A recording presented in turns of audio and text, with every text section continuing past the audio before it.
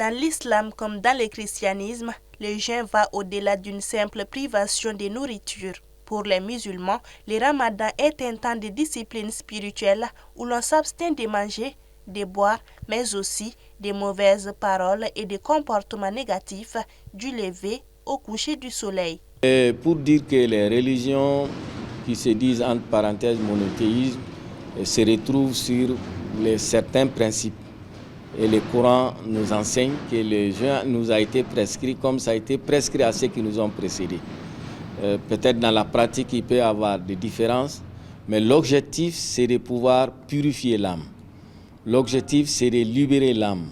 L'objectif, que l'homme ne soit pas l'esclave de ses passions et que l'homme puisse développer en lui la capacité de s'abstenir, d'avoir la maîtrise de soi. Chez les chrétiens, le carême qui dure 40 jours invite à la sobriété, au partage et à la prière en mémoire du jeûne du Christ dans le désert. Dans les deux cas, le corps jeûne, mais c'est surtout l'âme qui est appelée à se purifier.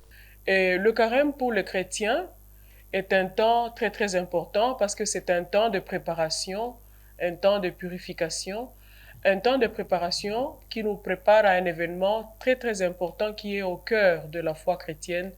Et cet événement, c'est la Pâque, la résurrection du Christ. Alors, le temps de carême est marqué par 3 P, comme on a l'habitude de le dire.